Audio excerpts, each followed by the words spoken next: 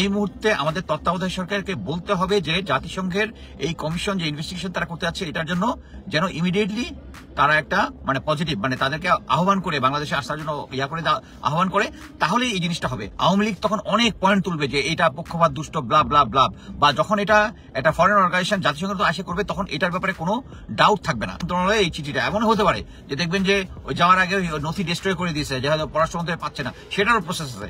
যারা আছে তারা জাতিসংঘে যোগাযোগ করবে যে আপনারা যে চিঠিটা পাইছিলেন আমরা পাচ্ছি না, বা আবার দেন। আসসালামু আলাইকুম। জাতিসংঘ আমাদের বাংলাদেশের যে এই আন্দোলন দমনের যে একটা কমিটি গঠন করেছে, সে 8 সদস্যের, এটা প্রাথমিক তো আমি প্রতিটা টকশোতে অ্যাকচুয়ালি বলেছি, কিন্তু এখন পর্যন্ত আমি জাতিসংঘ অ্যাকচুয়ালি ওয়েট করতেছে। আমি আজকে জাতিসংঘের অফিসারের সাথে কথা বলেছি যে অ্যাকচুয়ালি তারা ওয়েট করতেছে যে বাংলাদেশ থেকে একটা পজিটিভ রেসপন্স আসার জন্য। সেটা একটা জিনিস চিন্তা করে দেখেন যে তারা যখন গত মাসের 23 তারিখে তারা রিপোর্ট চিঠিটা দিয়েছে, তখন হাসিনা সরকার পাওয়ারে ছিল, এবং হাসিনা সরকার এটার উত্তর হিসেবে দিয়েছে যে তারা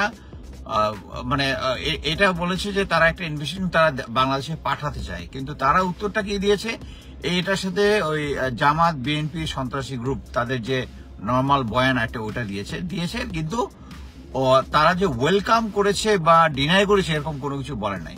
নর্মালি এরকম একটা আন্তর্জাতিক সংস্থা যখন বলে তাদেরকে হোম কান্ট্রিকে তাদেরকে ইনভাইট করতে হয়।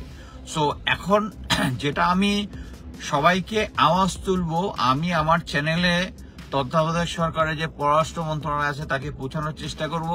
এর প্যারালেলি আমি লাইভটা করতেছি, যার যেখানে আছেন আমি গ্যারান্টি দিয়ে বলছি ইউনাইটেড নেশন একটা চিঠি লিখেছে। আমি অ্যাকচুয়ালি চিঠির কপি জোগাড় করতে পেরেছিলাম, কিন্তু তারা এই জিনিসটা যেহেতু রাষ্ট্রের সাথে একটা চিঠি, তো তারা বলবে না যে, বাট এটার বিষয়ে কনফারেন্সে অংশগ্রহণ করেছে এরকম অফিসারের সাথে আমি ডাইরেক্ট কথা বলেছি, এবং আমি অনেকদিন ধরে তার সাথে যোগাযোগ রক্ষা করছি। সো এই মুহূর্তে আমাদের তত্ত্বাবধায়ক সরকারকে বলতে হবে যে জাতিসংঘের এই কমিশন যে ইনভেস্টিগেশন তারা করতে যাচ্ছে এটার জন্য যেন ইমিডিয়েটলি তারা একটা পজিটিভ তাদেরকে আহ্বান করে বাংলাদেশে আসার জন্য আহ্বান করে, তাহলে এই জিনিসটা হবে। আমাদের বুঝতে হবে আমাদের জাতি এখন জাস্ট রাজনৈতিকভাবে সামাজিকভাবে যেভাবে বলেন একটা চেতনা পার্টি আর চেতনার বিরুদ্ধে পার্টি, বা একটা আওয়ামী লীগের বিরোধী পার্টি বা বিএনপি, আমরা যেটাই হোক, আমরা যারা নন পলিটিক্যাল ইভেন্ট তাদের জন্য এটা ডিফিকাল্ট। যদি আমাদের সরকারও যদি এই প্রেজেন্ট সরকারও যদি করে, আওয়ামী লীগ তখন অনেক পয়েন্ট তুলবে যে এটা পক্ষপাত দুষ্ট ব্লা ব্লা ব্লা, বা যখন এটা একটা ফরেন অর্গানাইজেশন জাতিসংঘ তো আসে করবে তখন এটার ব্যাপারে কোনো ডাউট থাকবে না। সো তারা অলরেডি ওই সংস্থা তারা অলরেডি একটা লিঙ্ক তৈরি করেছে যে ওখানে যারা ইনফরমেশন দিবেন, যারা দিতে চান ভিডিও বা এখানে এটা লিখতে হবে, বুঝতে হবে যে ওই সমস্ত ভিডিও কিন্তু একদম থ্রেড বেয়ার অ্যানালিসিস করা হবে। এটা দিতে হবে হচ্ছে যারা ওই জিনিসটা পারে, যারা ওই ভিডিওর সাথে সংশ্লিষ্ট, কারণ তারা ওইটাকে ফরেন্সিক করবে, আরো অনেক কিছু করবে।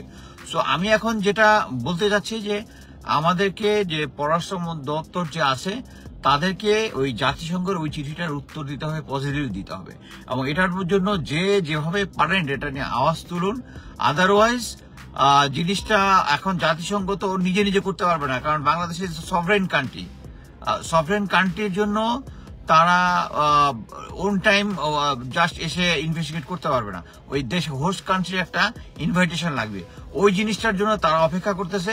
আমি আশা করব যার যেদিকে লিঙ্ক আছে তারা এই ব্যাপারটা নিয়ে কথা বলবেন, এবং পররাষ্ট্র মন্ত্রণালয়ে এই চিঠিটা এমন হতে পারে যে দেখবেন যে ওই যাওয়ার আগে নথি ডিস্ট্রয় করে দিয়েছে, যে হয়তো পররাষ্ট্রমন্ত্রী পাচ্ছে না, সেটারও প্রসেস আছে। যারা আছে তারা জাতিসংঘে যোগাযোগ করবে যে আপনারা যে চিঠিটা পাইছিলেন আমরা পাচ্ছি না, বা আবার দেন। তারা আবার ওই চিঠি সার্ভ করবে বা উত্তর দিবে। সো এই জিনিসটা আমাদেরকে কুইক এনশিওর করতে হবে ফর একটা সুন্দর সুষ্ঠু এই এতগুলো লোকজন যে মারা গেছে, এটা একটা আন্তর্জাতিক সংস্থার হেডে হইলে যেটা আন্তর্জাতিকভাবে স্বীকৃত হবে, তখন আমাদের এই যে দুই রাজনৈতিক দলের মধ্যে মারামারি, ফ্যাসিস্ট বনাম বিএনপি বনাম আওয়ামী লীগ, এই ধরনের আর কোনো কিছু থাকবে না। সো এখানে মনে রাখতে হবে, এখানে হচ্ছে আওয়ামী লীগ চাবে আন্তর্জাতিক আসুক, বিএনপি চাবে আওয়ামী লীগ আসুক, বিএনপি চাবে হচ্ছে একটা আন্তর্জাতিক তদন্ত টিম আসুক, আর আওয়ামী লীগ চাবে না। সো আওয়ামী লীগের এই সরকারের মধ্যে যাদের আছে তারা কিন্তু এটার মধ্যে আওয়াজ তুলবে এবং বলবে যে না, আমরা নিজেরাই ইনভেস্টিগেশন করবো, এটা মনে রাখতে হবে। সো এই জন্য আমাদের আন্তর্জাতিক আমাদের যে পররাষ্ট্র মন্ত্রক আছে তাদের উপর আমাদের প্রেশার ক্রিয়েট করতে হবে যেন তারা এই জিনিসটা ইমিডিয়েট রেসপন্স করে। ধন্যবাদ। ছন্দপতনের পর ঢাকা রাস্তায় ট্রাফিক পুলিশ।